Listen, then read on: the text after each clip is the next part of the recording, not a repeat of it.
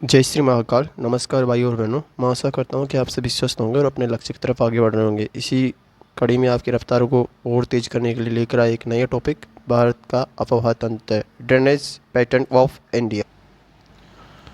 भारत का आबोहवा तंत्र हिमालय और प्रायद्वीपीय। स्रोत ग्लेशियर या हिमनद। पानी पूरे वर्ष बहता है। हिमालय से निकलने वाली नदियाँ होती है, उनमें पानी वर्ष भर तक बहता रहता है। ये मैदानी भाग का ज़्यादा निर्माण करती है, जैसे गंगा का मैदान, यमुना का मैदान। हिमालय से निकलने वाली नदियाँ जैसे गंगा है, ब्रह्मपुत्र है, सिंधु है। वैसे देखा जाए तो गंगा ये एक बंगाल की खाड़ी में जाके गिरती है, ब्रह्मपुत्र बंगाल की खाड़ी में जाके गिरती है और सिंधु ये अरब सागर में जाके गिरती है। इसको ऐसे बोलते हैं कि अरब सागर में बह जाकर मिलने वाली नदियाँ और बंगाल की खाड़ी आबोहवा तंत्र भी कहते हैं, जैसे बंगाल की खाड़ी में जाकर मिलने वाली नदियाँ। प्रायद्वीपीय भारत की नदियाँ, उसमें स्रोत ये वर्षा जल पर निर्भर करती है। ये मतलब ये मौसमी नदियाँ होती है, वर्ष भर नहीं बहती है, मैदानी भाग का कम निर्माण करती है।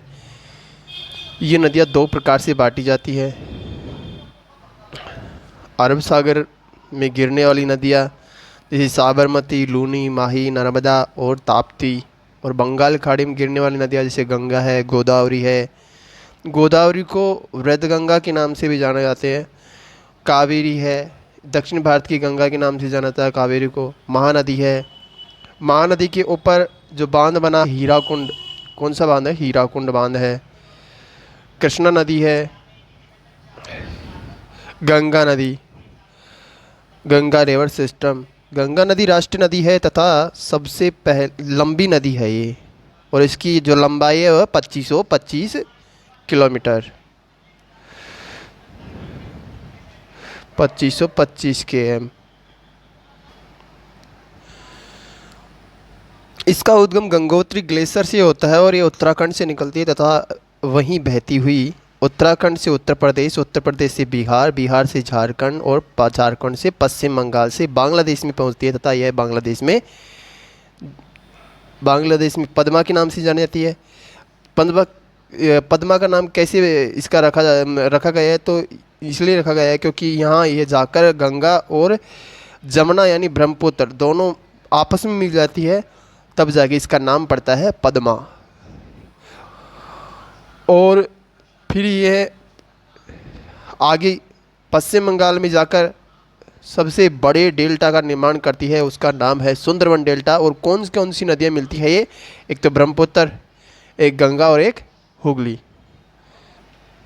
इसे देखो, गंगा को कहाँ से निकलती है, कहाँ बहती है, ये कहाँ कौन सा बांध बना हुआ है, ये पूरा ये मैप के द्वारा दर्शाया गया है। ये यमुना को दर्शाया गया है, यमुना कहाँ से निकलती है, ये बंदरपूछ ग्लेशियर यमुनोत्री से। फिर ये कन्नौज में जाकर प्रयागराज में गंगा से मिल जाती है, और यहाँ से गोमक ग्लेशियर गंगा निकलती है। यहाँ से ये नंदाकिनी निकलती है, पिंडार नदी निकलती है, कर्णप्रयाग बनाती है। कर्णप्रयाग बना हुआ है, इसके रुद्रप्रयाग बना हुआ है, देवप्रयाग बना हुआ है। ये उत्तराखंड में जाकर कर्णप्रयाग बनाती है कौन सी नदी? नंदाकिनी और विष्णुगंगा। मतलब एक तो ये है ये भागीरथी है और एक है गंगा। ये गोमती नदी कहाँ से निकलती है? तो गोमती नदी जो गंगा है उसकी सहायक नदी है, और ये निकलती है फुल्लर झील से। ये शारदा मिलाप ग्लेशियर है। ये बाहर चापंग उद्गम ग्लेशियर यहाँ से निकलती है, कौन सी? सरपू नदी। गोसाई धाम, सप्राकोसी, ये अरुण, ये तैमूर नदी है, कोसी नदी है, ये गंडक नदी यहाँ से निकलती है। ये सारी नदियाँ कहाँ से निकलती है? सब नदियाँ निकलती है तिब्बत से, मतलब भारत से बाहर से निकलती हैं और गंगा में आकर मिल जाती है। ये अमरकंटक की पहाड़ी से नर्मदा नदी निकलती है और नर्मदा नदी इधर कहाँ चली जाती है, अरब सागर में चली जाती है। और इधर जो ये सोन नदी है, इस सोन नदी में स्वर्ण निक्षेप पाए गए हैं। सोन नदी में स्वर्ण निक्षेप भी पाए जाते हैं। ये सोन नदी निकलती है अमरकंटक की पहाड़ी से और ये हापरा नामक यहाँ मिल जाती है इसमें। और ये हुगली नदी है, यहाँ से अलग हो जाती है। ये पद्मा, गंगा का नाम पड़ता है। जमुना और गंगा आपस में मिलती है। जमुना है ब्रह्मपुत्र का नाम। गंगा की पहली सहायक नदी है रामगंगा। गंगा की अंतिम सहायक नदी है महानदी। गंगा नदी की ऐसी सहायक नदी जो दक्षिण से उत्तर की ओर बहती है। स्थल से उद्गम की ओर बहने वाली नदी है गोमती नदी। दो नदियां जिनका उद्गम स्थल एक है लेकिन बहने की दिशा विपरीत है, नर्मदा और सोन नदी। दोनों अमरकंटक की पहाड़ी से निकलती है और एक तो अरब सागर में जाके मिलती है और एक गंगा में मिलती है। दो नदियां जिनका उद्गम स्थल एक है लेकिन बहने की दिशा विपरीत, वो कौन सी है? नर्मदा और सोन नदी। गंगा की सबसे लंबी सहायक नदी है यमुना और गंगा नदी की सबसे लंबी सहायक नदी पानी के अनुसार है घाघरा नदी। कोसी नदी 7 धाराओं के रूप में निकलती है, अतः इसे सप्तकोशी के नाम से भी जाना जाता है। और जो कोसी नदी है वो कौन से राज्य का शोक कहा जाता है इसे? तो जो कोसी नदी है उसको बिहार का शोक कहा जाता है। ये शोक क्यों कहा जाता है? क्योंकि ये विनाशकारी रूप धारण कर लेती है जिससे बाढ़ आ जाती है, इसी कारण इसको बिहार का शोक कहा जाता है। कोसी नदी की मुख्य धारा आसन कोसी भी कहलाती है। कोसी नदी में डॉल्फिन मछली पाई जाती है। गंगा नदी भारत के लगभग 26% क्षेत्रफल को सिंचित करती है। सिंधु नदी, सिंधु नदी को क्या बोला जाता है? इंडू रिवर, विवादित नदी है ये। उद्गम इसका चेमायोंगडोंग ग्लेशियर तिब्बत में पड़ता है, तिब्बत चीन में। यहाँ से इसका क्या होता है? उद्गम होता है, मतलब यहाँ से निकलती है और ये चीन से बहती हुई भारत में प्रवेश करती है। तो जो सिंधु नदी है वो भारत में कौन से स्थान से प्रवेश करती है? तो प्रवेश करती है दमचौक से। कहाँ से करती है? दमचौक से प्रवेश करती है।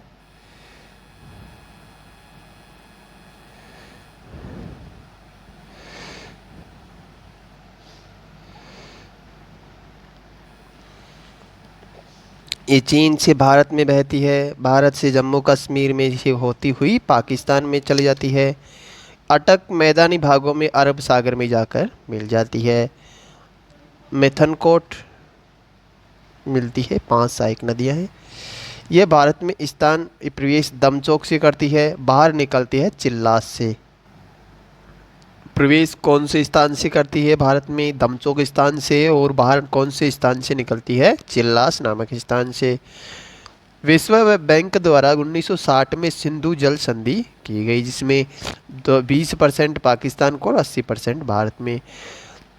पाकिस्तान में सिंधु, चिनाब और झेलम का 20% प्रयोग ले सकते हैं और 80% भारत प्रयोग कर सकता है रावी, व्यास और सतलज का पानी का। झेलम नदी, झेलम नदी का जो उद्गम स्थान है श्रीनगर या शेषनाग झील, ये शेषनाग झील से निकलती है। झेलम नदी शेषनाग झील से निकलती है। यह नदी पीओ के क्षेत्र है, वहाँ से वुलर झील से होकर निकलती है और चिनाब नदी में मिल जाती है। चिनाब नदी, चिनाब नदी हिमालय प्रवेश के बड़ा लाचा, ये बड़ा लाचा दर्रा है, ये दर्रे से निकट से निकलती है। और चिनाब नदी पर विश्व का सबसे ऊंचा रेलवे ब्रिज जम्मू कश्मीर के रियासी क्षेत्र में बनाया जा रहा है। रावी तथा झेलम चिनाब की सहायक नदी है। सतलज नदी, सतलज नदी राकस ताल से निकलती है ये और हिमालय प्रदेश में जो शिपकिला दर्रा है उससे प्रवेश करती है। और यह नदी हिमाचल प्रदेश और पंजाब होते हुए चली जाती है। व्यास नदी सतलज नदी में हरी के नाम स्थान पर मिलती है और यहाँ पर बैराज बनाए गए हैं जिससे इंदिरा गांधी नहर निकलती है। रावी और व्यास नदी का उद्गम स्थान रोहतांग दर्रा है जिसमें रोहतांग दर्रे से कौन सी नदी निकलती है? रावी। और व्यास कुंड से कौन सी नदी निकलती है? व्यास नदी। दोनों सतलुज की सहायक नदियां हैं ये। नुब्रा नदी सियाचिन ग्लेशियर से निकलती है और इसकी सहायक नदी है शोक नदी। और शोक को सहायक नदी, शोक की सहायक नदी कौन सी है? सिंधु नदी। मतलब सिंधु नदी की सहायक नदी कौन सी है? शोक नदी।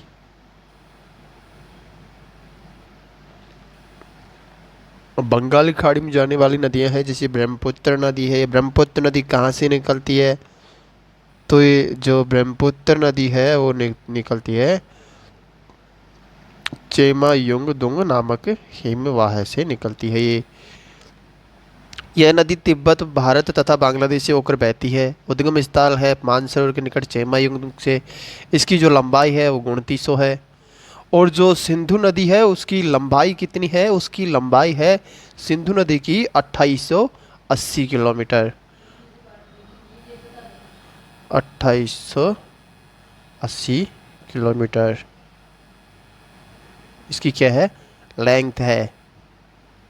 और जो सिंधु नदी है उसकी भारत में कितनी लंबाई है, मतलब कितने क्षेत्र की लंबाई में बहती है? तो भारत में इसकी जो लंबाई है वह है 1114 किलोमीटर।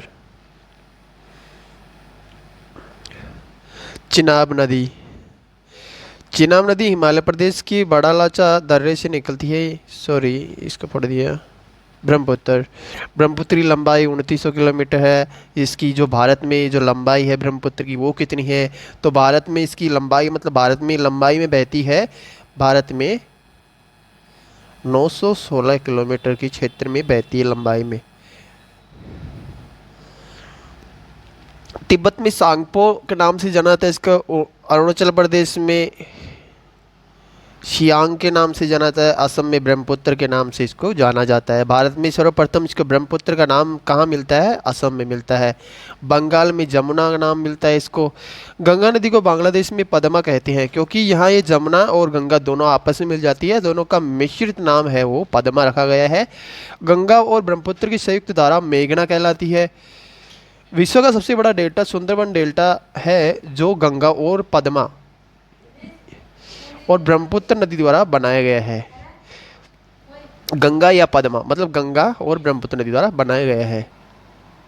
ब्रह्मपुत्र नदी का उद्गम देखो मानसरोवर से होता है। यहाँ से होकर ये भारत में प्रवेश करती है यांग्याप के पास नामक यांग्याप नामक स्थान है, वहाँ से भारत में प्रवेश करती है। माजुली नदी द्वीप, माजुली जो नदी द्वीप है वो भूपेन हजारिका पुल बनाए गए हैं। इसकी लंबाई है 9.75 किलोमीटर, जिसमें आसानी के लिए 165 किलोमीटर की दूरी कम हुई है। सुंदरबन डेल्टा ये कहाँ है? बांग्लादेश में है। ब्रह्मपुत्र नदी भारत में कहाँ गिरती है? बंगाल की खाड़ी में जाकर गिरती है। प्रायद्वीप भारत की नदियाँ हैं। प्रायद्वीप वह स्थान होता है जहाँ पर 3 ओर से पानी और 1 ओर स्थल हो। ये नदियाँ दक्षिण भारत में पाई जाती हैं। केरल प्रायद्वीप नदियाँ, जैसे कि उदाहरण के तौर पर केरल है, प्रायद्वीप नदियाँ यहाँ। नर्मदा नदी उद्गम स्थान है अमरकंटक पठार और यह नदी पश्चिमी नदी है तथा यह भ्रंश या उबड़ खाबड़ में बहने वाली नदी है। घाटियों से बहती है ये। यह डेल्टा का निर्माण नहीं करती। किसका निर्माण करती है? एस्चुअरी का निर्माण करती है। यह सीधी खंबाती खाड़ी में जाकर गिरती है जिसे ज्वार नदमुख कहते हैं या एस्चुअरी कहते हैं। यह नदी मध्य प्रदेश, महाराष्ट्र और गुजरात में बहती हुई खंबाती की खाड़ी में गिरती है। इसका पूरा मैप दे रखा है, ये कहाँ से कैसे गिरती है, कहाँ से निकलती है। ये एस्चुअरी क्या होता है, ज्वार नदमुख क्या होता है, सब कुछ दे रखा है इसमें। डेल्टा वाली भूमि कार्बनिक पदार्थों के अपशिष्ट होने के कारण उपजाऊ होती है। नर्मदा नदी मध्य प्रदेश की जीवन धारा कहा जाता है। नर्मदा नदी को गंगा और नर्मदा नदी को विंध्याचल पर्वत अलग करती है। गंगा नदी, विंध्याचल पर्वत और नर्मदा नदी, ये उत्तर भारत है, ये दक्षिण भारत है। इसको गंगा और नर्मदा नदी को अलग कौन सा पर्वत करता है? विंध्याचल पर्वत। सन 1961 में पंडित जवाहरलाल नेहरू ने इस नदी पर बांध बनाने की योजना बनाई क्योंकि मध्य प्रदेश और गुजरात के कई इलाकों में सूखा नर्मदा नदी पर बांध है, मध्य प्रदेश में नर्मदा बांध है और गुजरात में सरदार सरोवर बांध है। बांध बनाने हेतु 180 गांवों को खाली करवाए, जिससे लोग बेघर हो गए और लोगों को घर न मिलने के कारण 1985 में मेगा पाटकर ने नर्मदा बचाओ आंदोलन शुरू किया। यह 1966 में ख़त्म हुआ। इस आंदोलन में लोगों की दो मांगी थी, घर दिए जाए और पर्यावरण में पौधे लगाए जाए, क्योंकि बांध बनने के कारण पर्यावरण खत्म हो गया। सरदार सरोवर बांध का अनावरण 2017 में पीएम मोदी द्वारा हुआ था। तापी नदी उद्गम स्थान है इसका सतपुड़ा पहाड़ी से निकलती है, मध्य प्रदेश से निकलती है। यह नदी नर्मदा नदी के समांतर बहती है तथा यह नर्मदा और गोदावरी दो नदियों के मध्य बहती है। यह पश्चिम की ओर बहती है तथा अरब सागर में अंतिम जाकर गिर जाती है। देखो, गंगा और नर्मदा को कौन सा पर्वत अलग करता है, तो विंध्याचल पर्वतमाला अलग कर दी है, और नर्मदा को और ताप्ती को अलग सतपुड़ा पहाड़ी करती है, और ताप्ती और गोदावरी जो वो है उसको कौन सा करता है, तो ये करती है ताप्ती और गोदावरी को सतपुड़ा पहाड़ी, सॉरी ताप्ती और इसको गोदावरी को जो अलग करती, नर्मदा और गोदावरी को अलग करती है वो ताप्ती नदी करती है। मतलब कि एक तो सतपुड़ा नदी पहाड़ी आ जाती है और एक ताप्ती नदी आ जाती है। लोनी नदी उद्गम स्थान है अरावली पर्वतमाला, इसका ये उद्गम होता है राजस्थान से। उद्गम स्थल पर यह साबरमती के नाम से जानी जाती है। दो नदियाँ साबरमती और सारास्वती दोनों गोविंदगढ़ नामक स्थान पर मिलती है और लूनी नदी के नाम से जानी जाती है।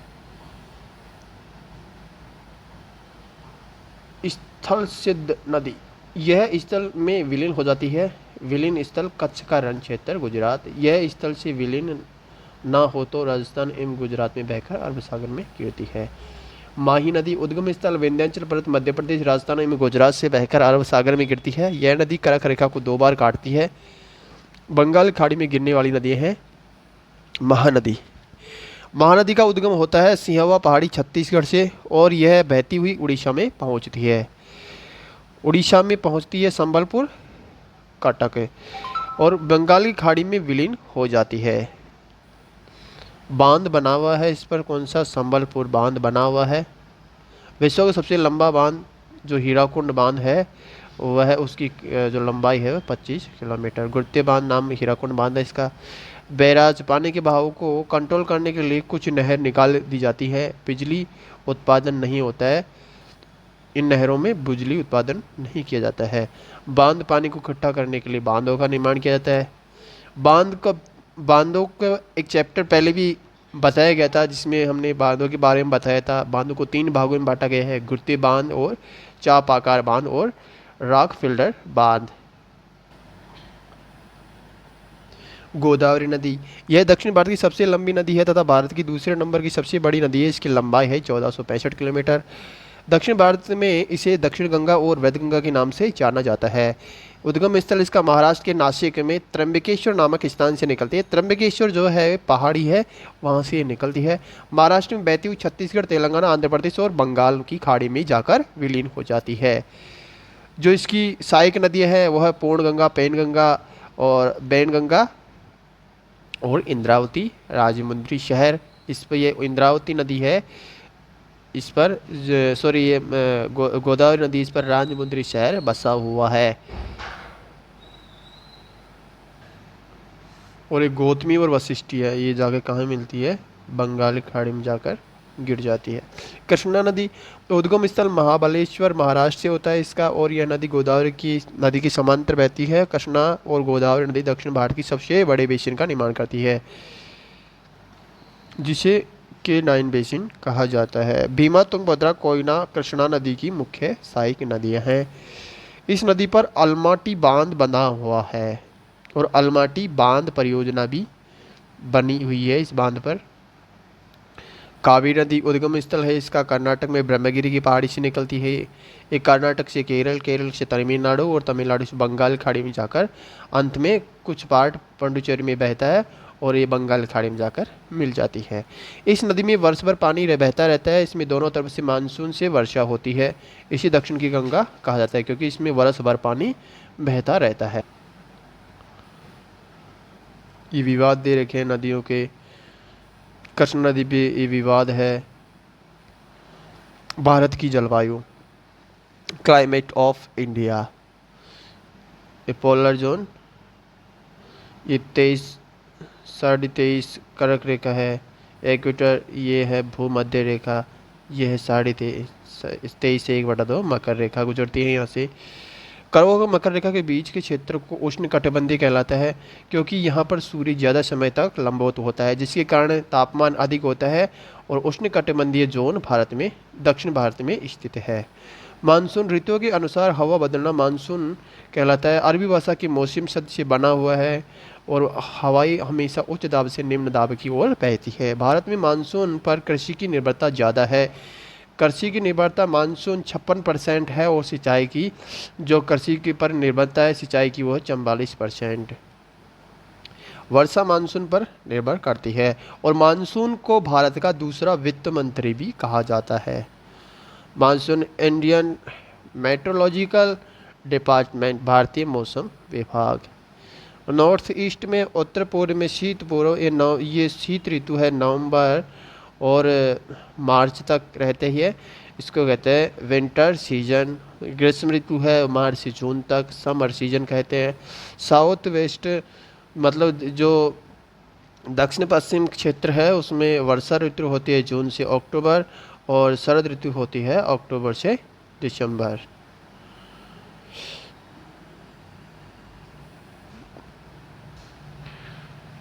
North east monsoon winter season उत्तर भारत में होता है। 10 से 12 डिग्री सेल्सियस तापमान कम हो तो प्रेशर ज़्यादा होता है और दक्षिण भारत में 20 से 25 तापमान ज़्यादा हो तो प्रेशर कम होता है। इसलिए हवाएं उत्तर भारत में दक्षिण भारत की ओर बहती है, इसलिए वर्षा नहीं होती है। शीत ऋतु में वर्षा पश्चिमी विक्षोभ यानी वेस्टर्न डिस्टर्बेंस के कारण होती है। पश्चिमी विक्षोभ भूमध्य सागर में उठने वाली हवाएं, इसमें जम्मू कश्मीर, हिमाचल प्रदेश, उत्तराखंड, पंजाब तथा राजस्थान में वर्षा होती है पश्चिमी विक्षोभ से, जिसे मावठ कहा जाता है राजस्थान में। भारत में शीत ऋतु में कुल वर्षा का 3% होता है। ये मैप द्वारा इसको समझाया गया है। समर सीजन, ग्रीष्म ऋतु शुष्क और गर्म हवाएं चलती हैं। ये शुष्क और धूल भरी हवाएं, उनका तापमान अधिक होता है। लू आर्द्रता से तूफानी वर्षा होती है जो कि गेहूं की कृषि के लिए विनाशकारी होती है, इसलिए इसे काल वैशाखी कहते हैं। नॉर्वेस्टर हवा ये छोटे नागपुर के पठार से बहती है। इनके कारण होने वाली असम में इसे चाय वर्षा भी कहते हैं और कर्नाटक में इसे आम्र वर्षा कहते हैं क्योंकि इनके लिए अच्छी होती है, आम और चाय के लिए। इस ऋतु में हवाएं उत्तर से दक्षिण की ओर बहती है। इस ऋतु में कुल वर्षा का 10% वर्षा होती है। दक्षिण पश्चिम मानसून, साउथ वेस्ट मानसून ये होता है। ये मानसून कुल वर्षा का 75% वर्षा करता है। हवाएं दक्षिण पश्चिम तक उत्तर पूर्व की ओर बहती है। ये मैप द्वारा बताया गया है पूरा इसको। वर्षा ऋतु है, शरद ऋतु है, उड़ता हुआ मानसून है। ये वर्षा 65% अरब सागर और बंगाल खाड़ी से होती है। कितनी? 35%।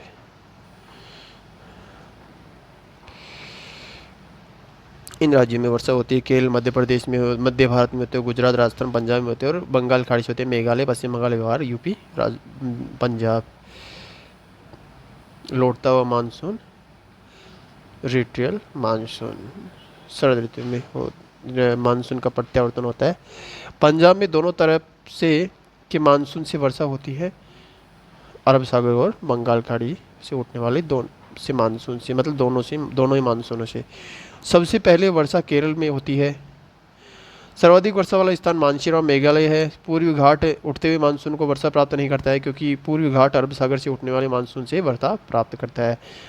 सॉरी, इसलिए नहीं करता क्योंकि अरब सागर से उठने वाला मानसून है वो वृष्टि छाया क्षेत्र में पड़ता है, जबकि बंगाल खाड़ी से उठने वाला मानसून है समांतर अनंत पड़ता है, इस कारण ये वर्षा प्राप्त नहीं कर पाता है। ये मैप द्वारा पूरा समझाया गया है। लौटता हुआ मानसून, इसके कारण पूर्वी घाट में वर्षा होती है अक्टूबर, नवंबर और दिसंबर में। उड़ीसा, आंध्र प्रदेश, तमिलनाडु यहाँ सबसे बाद में वर्षा होती है। जेट स्ट्रीम जो पवनें होती है, जेट स्ट्रीम तेज गति से चलने वाली हवाएं होती हैं जो समताप मंडल में चलती हैं। ये दो प्रकार की होती है, पश्चिमी 23 डिग्री से 25 डिग्री उत्तरी अक्षांश और पूर्वी 8 से 35 डिग्री उत्तरी अक्षांश। इनका मानसून पर प्रभाव है। जेट स्ट्रीम के प्रभाव से धरातल गर्म हो जाती है, जिससे निम्न वायु दाब बनता है और हवाएं अधिक प्रेशर से कम प्रेशर की ओर बहती है और मानसून को स्ट्रॉन्ग बनाती है। पूर्व जेट स्ट्रीम दक्षिण से उत्तर की ओर ग्रीष्म ऋतु में चलती है। वर्षा का वितरण। अल नीनो, यह गर्म समुद्री जल धारा है। अल नीनो के जो अल नीनो है वह सिद्धांत किसने दिया था? तो अल नीनो का सिद्धांत दिया था अल्बर्ट वाल्कर ने। और जो जेट स्ट्रीम है उसका सिद्धांत किसने दिया था? तो उसका कोटेश्वर ने दिया था। कोटेश्वर कहाँ के थे? भारत के थे। भारत और इंडोनेशिया में सूखा पड़ता है, जबकि पेरू साउथ अमेरिका के तट पर होनहार वर्षा होती है। उच्च स्थानों पर वर्षा हमेशा ज़्यादा होती है। भारत का परिचय। भारत के नाम, भारत इंडिया है, यूनान इंडिया है, हिंदुस्तान ईरान है। भारत के नाम से पड़ा है। आर्यवत, आर्यों की भूमि के नाम से पड़ा है। जम्बूद्वीप पुराणों में कहा गया है। भारत की स्थिति है वो 8/4 से 37/6 उत्तरी अक्षांश और देशांतर है 68 डिग्री 7 मिनट से 97 डिग्री 25 मिनट, मतलब 68, 60, 97, 25 और ये 8/4, 37/6। इसका जो अक्षांश है वो तमिलनाडु के कैप कॉमरिन से इंद्राकोल जम्मू कश्मीर 37/6 तक है। और जो देशांतर है उसका पूर्वी जो बिंदु है वह है गुजरात के गौरमाथा से अरुणाचल प्रदेश में की बिंदु तक। सबसे पश्चिम बिंदु कौन सा है?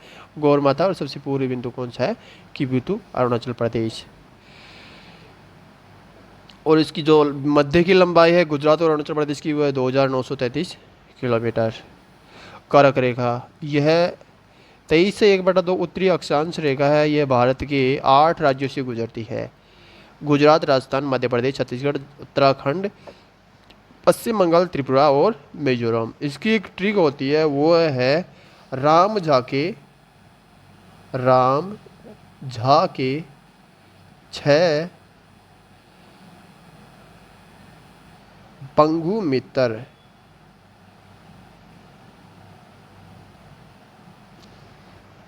राजस्थान आ गया,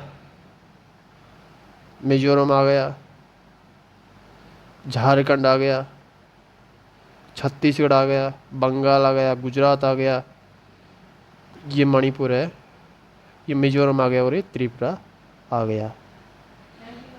सॉरी, मणिपुर नहीं है, एमपी है। ये सॉरी गलती हो गई, ये एमपी है। यहाँ मणिपुर नहीं है, मिजोरम है केवल। भारतीय मानक समय रेखा, इंडियन स्टैंडर्ड टाइम लाइन।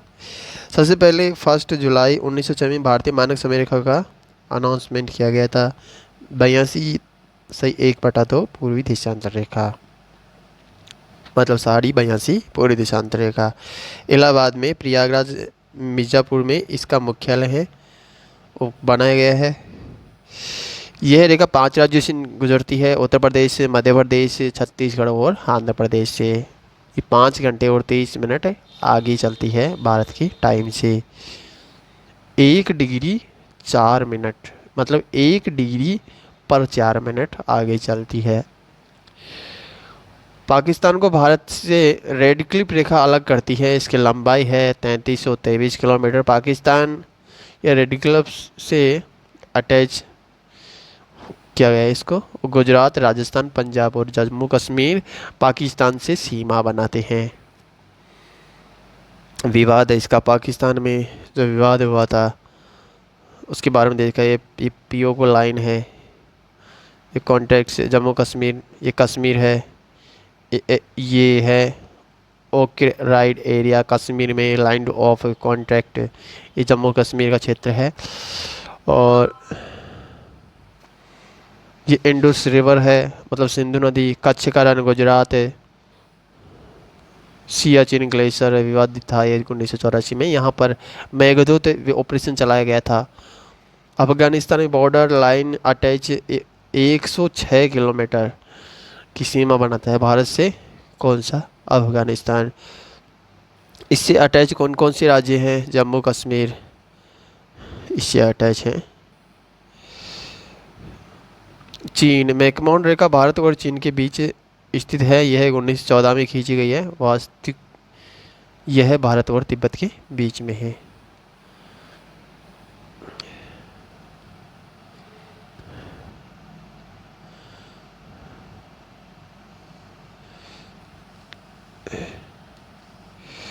लेकिन तिब्बत पर चीन ने अधिकार कर लिया था, अतः यह रेखा भारत और चीन के मध्य स्थित है। इसकी लंबाई है 3488 किलोमीटर। अटैच इससे जम्मू कश्मीर है, हिमाचल प्रदेश है, उत्तराखंड है, सिक्किम है, अरुणाचल प्रदेश है।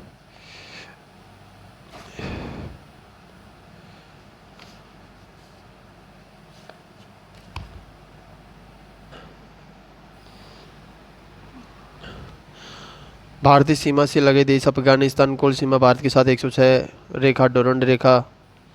नेपाल 1751 किलोमीटर। उत्तराखंड, उत्तर प्रदेश, बिहार, पश्चिम बंगाल, सिक्किम से इसकी सीमा लगती है। भूटान की 699। बांग्लादेश से कितनी लगती है? 4096 किलोमीटर लगती है।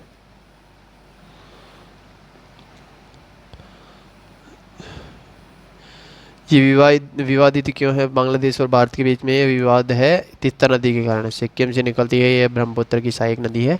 भारत और बांग्लादेश के मध्य विवादित नदी है। जलीय सीमा के कारण बांग्लादेश और भारत में विवाद उत्पन्न होता रहता है। मतलब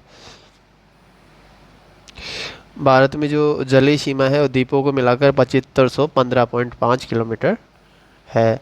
श्रीलंका नारियल की शेप में, मतलब नारियल की शेप के आकार का है श्रीलंका।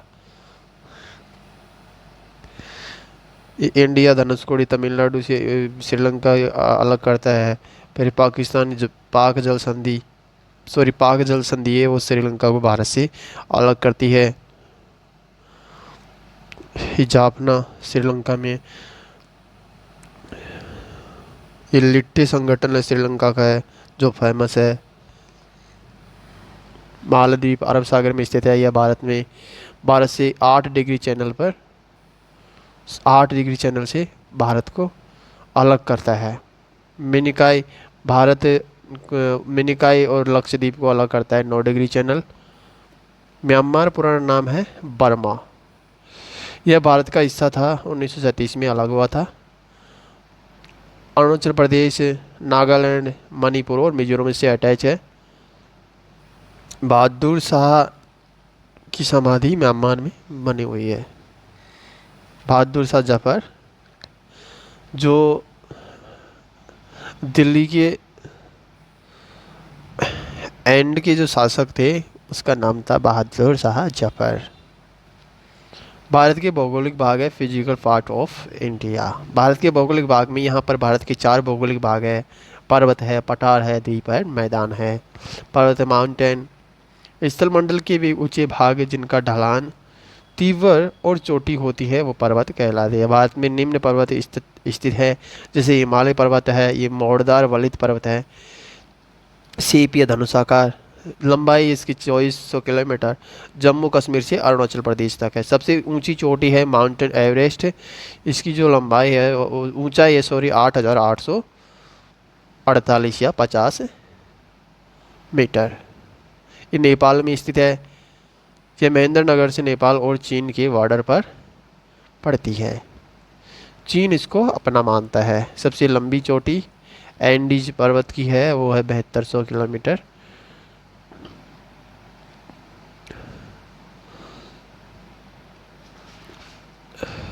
बहत्तर सौ किलोमीटर। नेपाल में इसी सागरमाथा के नाम से जाना जाता है। किसको? माउंट एवरेस्ट को। हिमालय के निर्माण है महाद्वीपीय विस्थापन से, प्लेट विवर्तन के सिद्धांत से हुआ है। इसको वैगनर ने दिया है। किसको? प्लेट विवर्तनिक सिद्धांत किसने दिया? वैगनर दिया। कब दिया? 1915 में दिया। इसे हैरी ग्री द्वारा दिया गया। किसको? 1967 में दिया।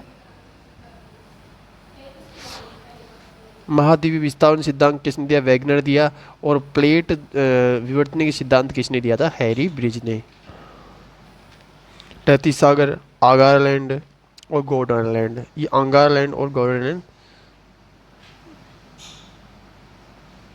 ये पहले दो क्षेत्र थे, वो अलग हो गए। एक अंगारालैंड बन गया, एक गोडरलैंड बन गया। तो 33 सागर है वो इन दोनों का अवशेष है। 33 सागर अवसादों का जमा। अवसादों पर ऊपर की ओर बल लगना। अवसादों पर उठे और हिमालय का निर्माण हुआ। अवसाद ऊपर उठे तो हिमालय का निर्माण हुआ। प्लेट विवर्तनिक सिद्धांत है। यूरेशियन प्लेट है, इंडो ऑस्ट्रेलियन प्लेट है। टकराव हुआ तो इधर हिमालय बना। इसको दो भाग में, ज़्यादा ऊंचाई ज़्यादा वर्षा वो ज़्यादा वन क्षेत्र है। वेस्ट पार्ट है ज़्यादा लंबाई का, कम वर्षा के लिए। हिमालय के बाद है भाग है महान हिमालय, ग्रेट हिमालय कहा जाता है जिसको। ये हिमालय का मुख्य भाग है, सबसे ऊंचा है, बर्फ से ढका हुआ होता है और इसको हिमाद्री भी कहते हैं। मध्य हिमालय, मध्य हिमालय महान हिमालय, दक्षिण में इसे लेजर हिमालय भी कहा जाता है। महान हिमालय और मध्य हिमालय के बीच कश्मीर घाटी, महान हिमालय के बीच कश्मीर घाटी, काठमांडू घाटी और कुल्लू घाटी स्थित है। मध्य हिमालय की चोटियाँ पीरपंजाल, धौलाधर, नागटिब्बा और महाभारत। शिवालिक हिमालय है और शिवालिक हिमालय मध्य हिमालय के दक्षिण तथा समांतर में स्थित है। ये हिमालय के सबसे बाहरी तथा नया भाग है। द्वार और दून घाटी शिवालिक और मध्य हिमालय के बीच स्थित है। ट्रांस हिमालय है वो हिमालय, ये हिमालय के उत्तर में स्थित है। इसकी 3 श्रेणियां हैं, काराकोरम, लद्दाख और जास्कर।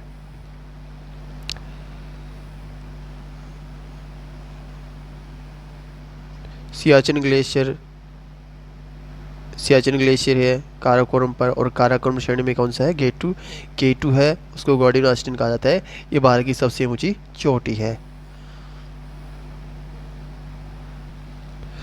भारत की सबसे ऊंची चोटी कौन सी है? K2 है, लेकिन ये विवादित क्षेत्र में है। भारत की सबसे ऊंची चोटी जो पूर्णत है वह है कंचनजंगा, जो कि सिक्किम में है। भारत के पठार हैं स्थलमंडल के वे ऊंचे स्थान जिनका ढाल तीव्र नहीं होता है, वो पठार कहलाते हैं। विवर्तनिक पठार, ज्वालामुखी पठार और अंत पर्वतीय पठार, इनको 3 भागों में बांटा गया है।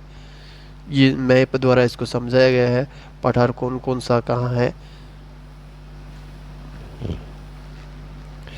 श्रीलंका पठार यह मेघालय में स्थित है। गारो खासी जयांतिया पहाड़ियाँ इस पठार के उत्तर में स्थित है। उपग्रह द्वारा लिए गए चित्रों में इस पठार में दरारें देखी गई है। यह पठार मेघालय में वर्षा के लिए सहायक है। यह मेघालय में खनिजों का संसाधन भी है। छोटा नागपुर पठार, यह पठार झारखंड, उड़ीसा, पश्चिम बंगाल में स्थित है। यह पठार खनिजों का संसाधन विशाल भंडार है यहाँ, और खनिजों की संभावना ज़्यादा होने के कारण इस पठार को भारत का रूर प्रदेश कहा जाता है। दक्कन का पठार, ये भारत का सबसे बड़ा पठार है जो भारत के 8 राज्यों में फैला है।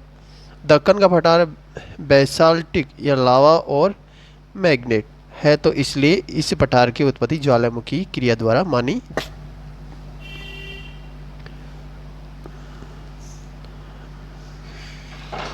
काली मिट्टी का वृद्ध भंडार भी है यहाँ। कर्नाटक का पठार और तेलंगाना पठार दक्कन के पठार का भाग है।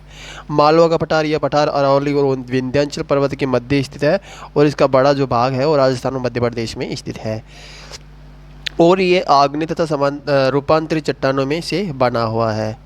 मालवा का पठार मरुस्थलीय क्षेत्र में है, अतः यहाँ दिन अधिक गर्म होते हैं और रातें अधिक ठंडी होती है। बुंदेलखंड का पठार है, यह पठार मालवा का पठार के पूर्व में स्थित है। इसका मुख्य भाग मध्य प्रदेश और उत्तर प्रदेश में है और यह औषधि तथा रूपांतरित चट्टानों से बना हुआ है। यहाँ संगमरमर की खनन की संभावना ज़्यादा है। बघेलखंड का पठार है, यह पठार बघेलखंड पठार के पूर्व में सोन नदी और महानदी इस पठार द्वारा अलग होती है। छोटा नागपुर पठार इसके पूर्व में स्थित है। लद्दाख का पठार, यह पठार भारत का सबसे ऊंचा पठार है। यह जम्मू कश्मीर में स्थित है। यह क्षेत्र आतंकवादी गतिविधियों में चिन्हित है। विश्व का सबसे बड़ा पठार है पामीर का पठार, इसे विश्व की छत भी कहा जाता है। यह हिंदकुश पर्वत और कुल्लून पर्वत के बीच स्थित है। विश्व का सबसे ऊंचा पठार है तिब्बत का पठार है, यह कुल्लून और हिमालय पर्वत के बीच स्थित है।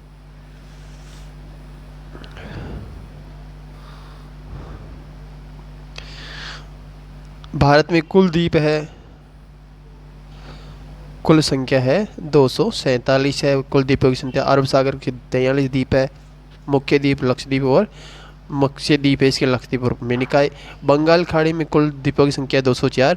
मुख्य द्वीप है अंडमान निकोबार और न्यूगोर द्वीप और व्हीलर द्वीप। अंडमान निकोबार द्वीप यह एक केंद्र शासित प्रदेश है। यहाँ पर पहली जनगणना 2011 में हुई थी। कैपिटल है इसकी पोर्ट ब्लेयर। यहाँ पर बंदरगाह हवाई अड्डा है। यहाँ पर बंदरगाह भी है और हवाई अड्डा भी है। सैंडल पहाड़ी है, ये 739 मीटर सबसे ऊंची पहाड़ी है। यहाँ की सदाबहार वन पाए जाते हैं। ये उत्तर में स्थित है और मध्य में है बैरन द्वीप, नॉरगोंडम द्वीप है। साउथ में पोर्ट ब्लेयर है, सेलुलर झील है। 10 डिग्री चैनल अलग करता है इसको। कार निकोबार है, ये लिटिल सॉम्पेन है। यहाँ नरभक्षी रहते हैं, मतलब नरभक्षी यानी नर का भक्षण करने वाले। ग्रेट इंदिरा कोल है यहाँ, Indira point great Indira point है। न्यू सेंटिनल द्वीप है, ये न्यू सेंटिनल द्वीप दक्षिणी अंडमान के पश्चिम में स्थित है। वर्तमान में ये द्वीप सेंटिनलीज जनजाति के लिए चर्चा में रहा है। यहाँ जनजाति ने अमेरिका के एक पर्यटक की हत्या कर दी थी, इसलिए ये चर्चा में है। निमोर द्वीप यह बंगाल की खाड़ी में स्थित है। विवादित द्वीप था बांग्लादेश और भारत के बीच में। 2014 में ICJ international of justice ICJ justice ने इस पर भारत का अधिकार बताया। व्हीलर द्वीप यह उड़ीसा में स्थित है। यह लॉज पेड़ है क्योंकि इस क्षेत्र की ग्रेविटी सबसे कम है। इस द्वीप का नाम बदलकर डॉक्टर APJ अब्दुल कलाम के नाम पर अब्दुल कलाम द्वीप कर दिया। लक्षद्वीप यह अरब सागर में स्थित है। घोड़े के खुर का आकृति का है और यहाँ प्रवाल द्वीप मिलते हैं। राजधानी कवारती है। लक्षद्वीप मिनिकॉय लक्षद्वीप और मिनिकॉय के द्वीप को अलग करता है 9 डिग्री चैनल। मिनिकॉय और लक्षद्वीप मालदीव को अलग करता है 8 डिग्री चैनल। लक्षद्वीप पर कुल 36 द्वीप बने हुए हैं, 10 पर मानव रहते हैं। भारत की मिट्टियाँ हैं सॉइल्स। लैटिन भाषा का शब्द है शोलियम, इसका मतलब है पौधे बढ़ना शुरू करें। स्तनमंडल की सबसे ऊपरी परत जिसमें पौधे बढ़ना शुरू करते हैं मिट्टी का अध्ययन पेडोलॉजी कहलाता है।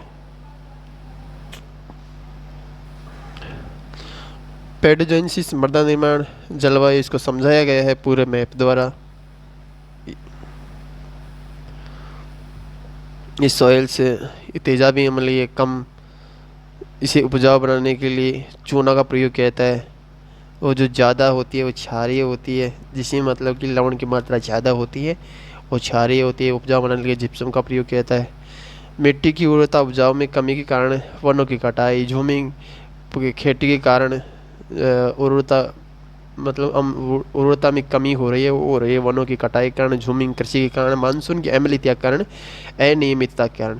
मतलब मानसून रुक रुक के आता है, वो होती है मानसून की अनियमितता, फसल चक्र का बाधित होना और उर्वरकों का अधिक प्रयोग करने के कारण। मिट्टी के प्रकार है, यहाँ पर मिट्टी के कुछ प्रकार है जो भारत में पाई जाती हैं। मिट्टियों के प्रकार है वो है ब्लैक सोइल से मतलब काली मिट्टी, लाल मिट्टी है, लेटराइट मिट्टी है, दलदली मिट्टी है, लवणीय मिट्टी, पर्वतीय मिट्टी, जलोढ़ मिट्टी और मरुस्थलीय मिट्टी। जलोढ़ मिट्टी है, यह मिट्टी नदियों अथवा बाढ़ से निर्मित होती है। ये मिट्टी अधिक उपजाऊ होती है क्योंकि इसमें पोटास और फास्फोरस की मात्रा अधिक होती है। दो प्रकार की होती हैं, बांगर और खादर। बांगर होती है वो पुरानी जलोढ़ मिट्टी को बांगर कहते हैं और नवीन जलोढ़ मिट्टी को खादर कहते हैं।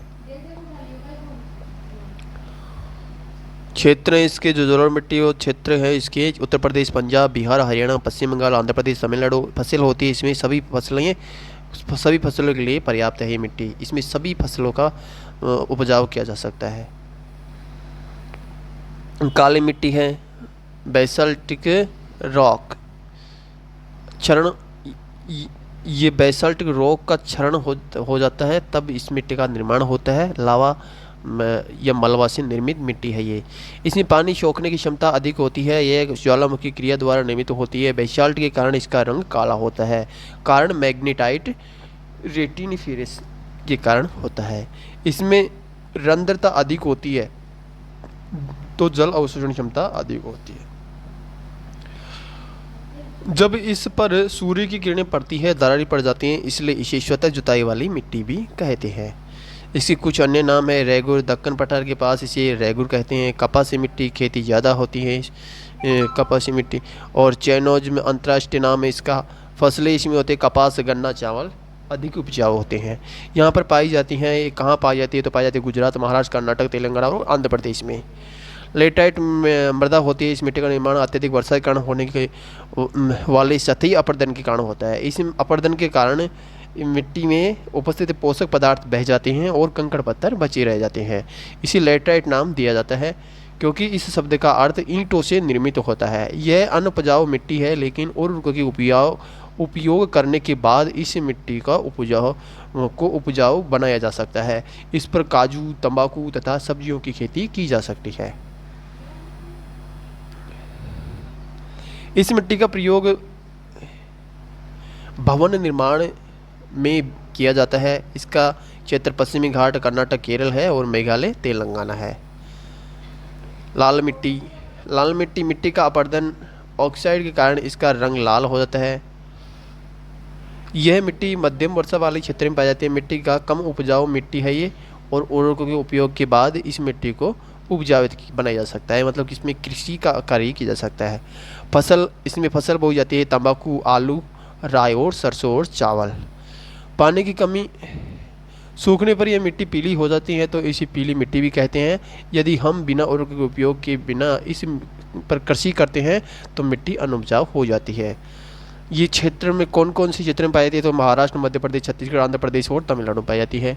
मरुस्थलीय मिट्टी, यह मिट्टी उन स्थानों पर पाई जाती है जहाँ 50 से 60 सेंटीमीटर से कम वर्षा होते हैं। मिट्टी में कैल्शियम की मात्रा अधिक पाई जाती है तो हम इस मिट्टी में जौ, सरसों, बाजरा, गेहूं की खेती कर सकते हैं। इसके क्षेत्र है गुजरात, राजस्थान, दक्षिण पश्चिमी हरियाणा, दक्षिण पश्चिम पंजाब। पर्वतीय मिट्टी है, पर्वतीय मिट्टी, यह मिट्टी ऊंची स्थानों पर पाई जाती है। यह मिट्टी अम्लीय होती है तो हम इसमें सभी फसलों नहीं उगा सकते हैं सभी फसलें, अतः इसमें बागानों की कृषि की जाती है जैसे चाय, कॉफ़ी, फूल आदि की। क्षेत्र है जम्मू कश्मीर, हिमाचल प्रदेश, उत्तराखंड, सिक्किम, अरुणाचल प्रदेश। दलदली मिट्टी होती है।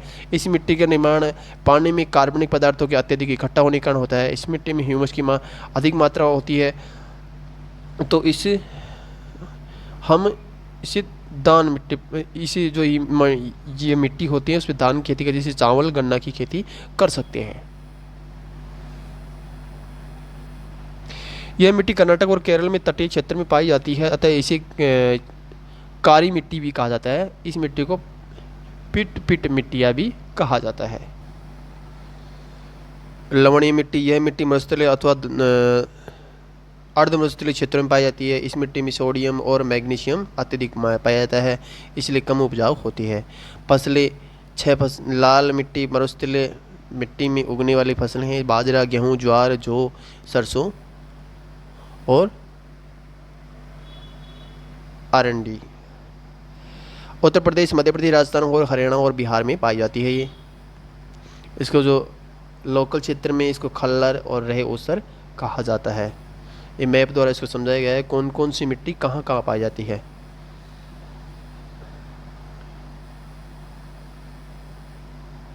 भारत की वनस्पति है। वनस्पति में वनस्पति प्राकृतिक वनस्पतियाँ वे वनस्पतियाँ होती हैं जिन पर प्रत्यक्ष अथवा अप्रत्यक्ष रूप से मानव का प्रभाव नहीं होता है।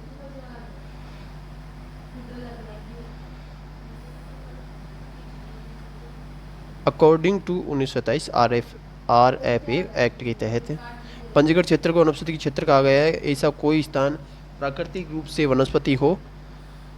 लाभ है इसके, वर्षा करने में सहायक है, आय स्रोत, मृदा अपरदन रोकते हैं, आयुर्वेद दवाओं के स्रोत, इमारती लकड़ी के स्रोत। वनस्पति के प्रकार है उष्णकटिबंधीय सदाबहार वन। तापमान 20 से 25। यहाँ पर वर्षा अधिक 200 सेंटीमीटर से ज़्यादा होती है। पेड़ों में का घनत्व ज़्यादा होता है। गीला क्षेत्र होता है। ट्रांसपोर्ट नहीं होता है। सूर्य का प्रकाश धरातल तक नहीं पहुँचता है। घास के मैदान नहीं होते। लकड़ी कठोर होती है और ऊंचाई 40 से 60 मीटर होती है। वृक्ष जैसे कि एवनी, महोगनी, रबड़, बांस और सिनकोना। क्षेत्र है पश्चिमी घाट, मेघालय और अंडमान निकोबार। सबसे अधिक पाए जाते हैं ये 95%। उष्णकटिबंधीय पर्णपाती वन है ट्रॉपिकल डिसिडुआस फॉरेस्ट। तापमान 25 से 35 से वर्षा होती है। 180 से 200 सेंटीमीटर तक की वर्षा क्षेत्रों में पाई जाती हैं। पौधों का घनत्व कम होता है। सतह पर सूर्य का प्रकाश पहुंच जाता है। बैक्टीरिया, वायरस नहीं होते हैं। वृक्ष चंदन, शीशम, सखुआ, साल और सागौन। क्षेत्र पश्चिमी घाट का ढलान, पूर्वी घाट, मिजोरम, मध्य प्रदेश, छत्तीसगढ़। मरुस्थलीय वन इस प्रकार के वन पाए जाते हैं जहाँ पर वर्षा 50 सेंटीमीटर से कम होते हैं। इस प्रकार के वन क्षेत्र की पत्तियां चौड़ी तथा नुकीली होती हैं। वृक्ष बबूल, किंकर, झाड़ियाँ, नागफनी, खजूर, कैक्टस क्षेत्र है इसके राजस्थान, गुजरात, हरियाणा और पंजाब।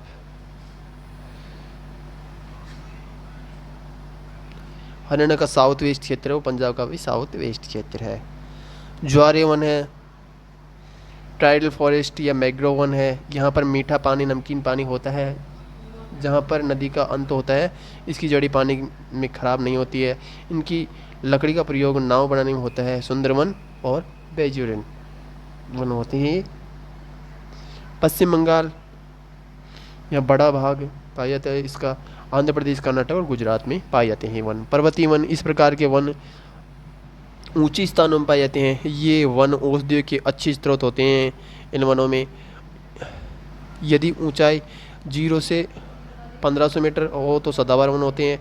और हिमाचल प्रदेश, जम्मू कश्मीर में 1500 से 35 मीटर शंकुधारी वन, चीड़, देवदार।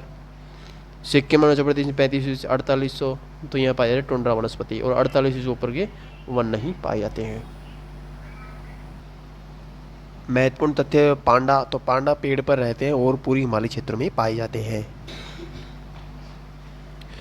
टक्सास प्रवृत्ति वृक्ष हैं जो वर्तमान में विलुप्त होने की कगार पर है, इसलिए इनका नाम रेड डाटा बुक में लिखा गया है। 10वीं पंचवर्षीय योजना का उद्देश्य वन क्षेत्र को बढ़ाना था। क्षेत्रफल 1/3 भाग पर वनों का लक्ष्य रखा गया है। लगभग 33% वन केंद्रीय वन अनुसंधान केंद्र है, देहरादून में स्थित है। यहाँ वनों से संबंधित रिपोर्ट प्रत्येक 2 वर्ष में जारी की जाती है। इसके रिपोर्ट के अनुसार भारत का जो 21.54% क्षेत्र है उस पर वनों से ढका हुआ है। सर्वाधिक वन क्षेत्र वाला राज्य मध्य प्रदेश, अरुणाचल, छत्तीसगढ़, महाराष्ट्र है, लेकिन प्रतिशत के अनुसार मिजोरम, लक्षद्वीप, अंडमान निकोबार और अरुणाचल प्रदेश। सदाबहार वन है अधिकतर अंडमान निकोबार, जबकि ज्वारीय वन है और सर्वाधिक पश्चिमी बंगाल में पाए जाते हैं। कम वन क्षेत्र है हरियाणा, पंजाब, गोवा, सिक्किम। वन महोत्सव का प्रारंभ के मुंशी ने कन्हैयालाल मणिकलाल मुंशी ने किया था। 1950 में स्टार्ट किया था इसने। उद्देश्य वन क्षेत्र को बढ़ावा देना और लोगों को जागरूक करना। यह जुलाई के प्रथम सप्ताह में हर वर्ष मनाया जाता है। तापमान अधिक, वर्षा, पौधे सघन। पश्चिमी घाट पर भारत में सर्वाधिक विविधता। इसको मैप द्वारा समझाया गया है वनों को। आज के लिए इतना ही, फिर कल पार्ट 2 पढ़ेंगे। आज पढ़ा था हमने पार्ट 1, जिससे कल हमारा भारतीय भूगोल पूरा हो जाएगा। आज के लिए इतना ही। जय हिंद, जय श्री महाकाल।